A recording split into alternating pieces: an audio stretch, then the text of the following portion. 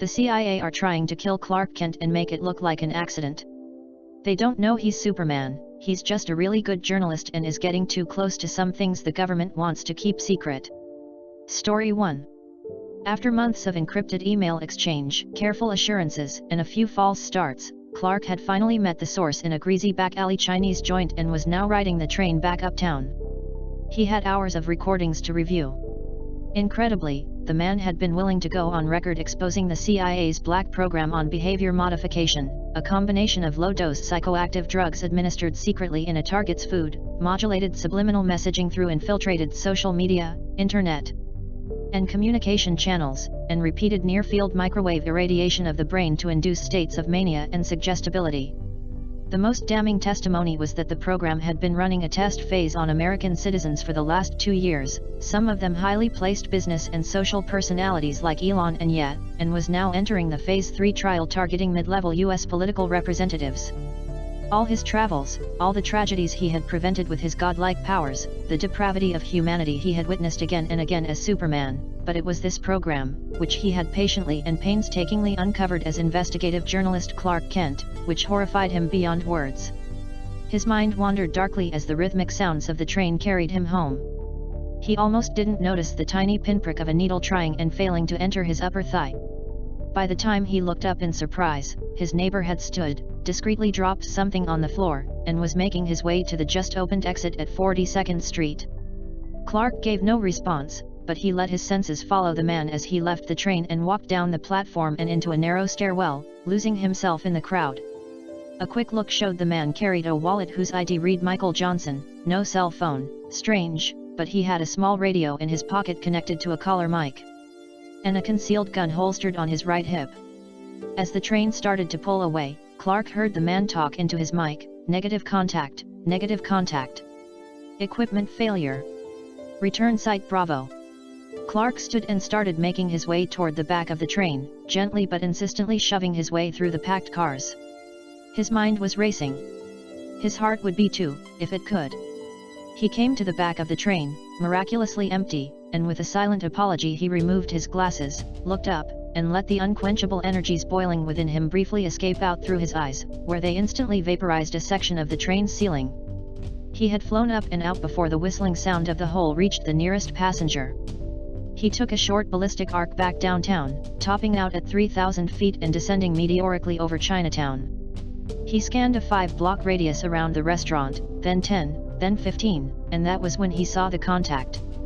He was lying prone on the street, his arms and legs uselessly splayed, and a crowd was gathering around him. Is there a doctor here? What's wrong with him? Oh God! Someone call 911. Even from the sky Clark could see the man would be dead in seconds.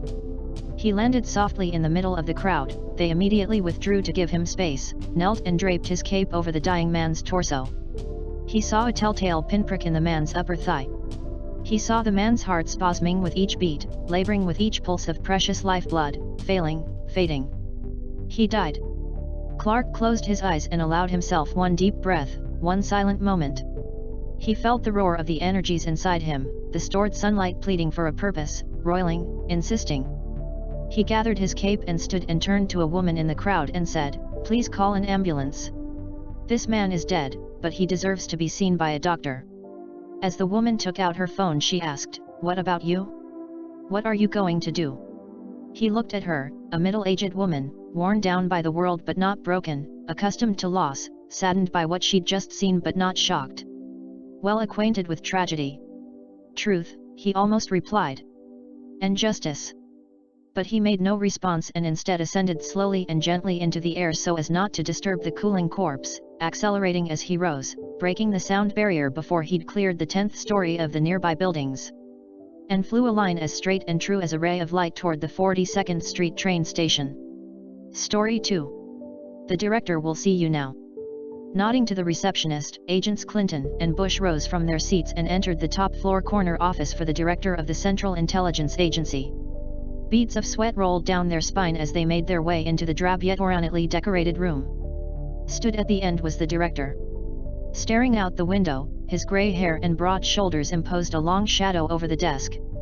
"Agents, take a seat," he said calmly, almost a whisper. If ice and stone had a voice, his was it. He turned to face them, grey-haired and balding with an unmistakable belly indicating years of fine wine, rich food, and leisurely rounds of golf.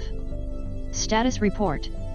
The agents looked at each other, engaging in game of chicken to see who would speak first whilst making sure they collectively didn't take too long to respond. Bush broke first. Our last attempt was unsuccessful, sir.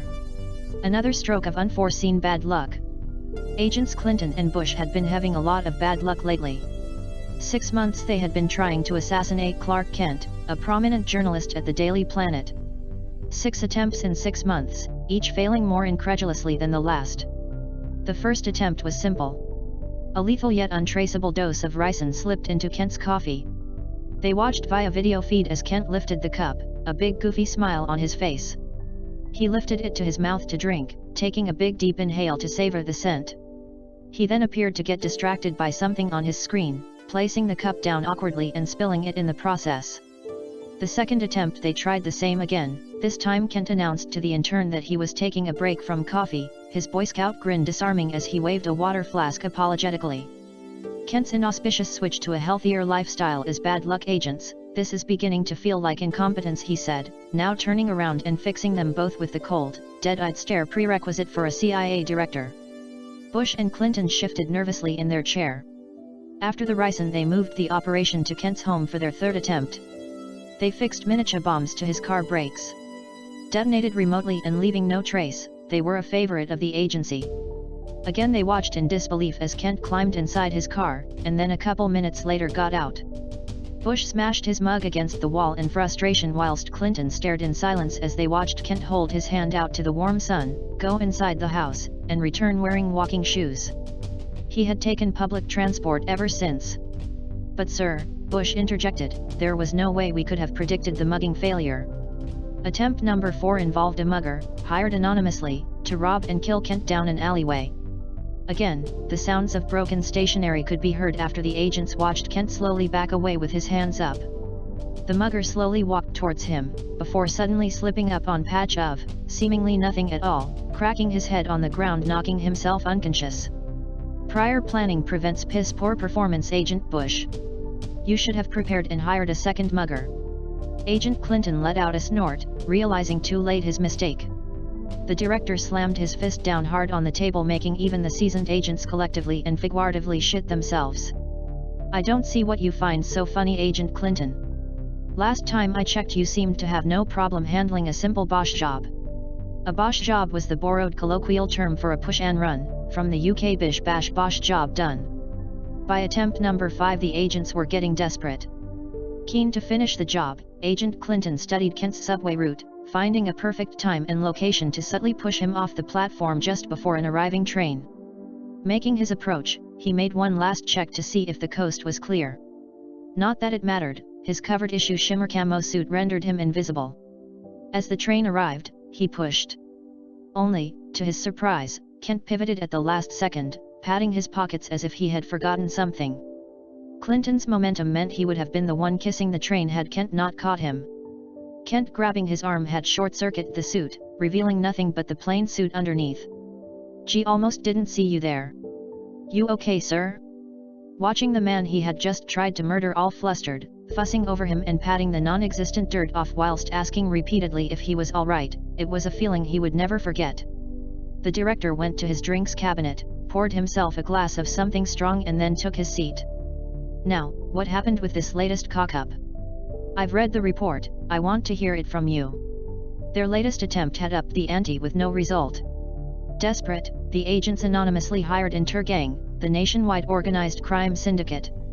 Kent was attending a press conference at a banking expo. Intergang were hired to storm, rob, and take hostages. They could keep whatever they could get and would receive support to escape with high-value targets, ensuring they would receive any ransom they demanded. The one condition was that they killed Kent to show that they were serious. However, Kent was nowhere to be found. Instead they found themselves all unconscious or incapacitated by Superman. Kent was in the bathroom and had missed the whole thing.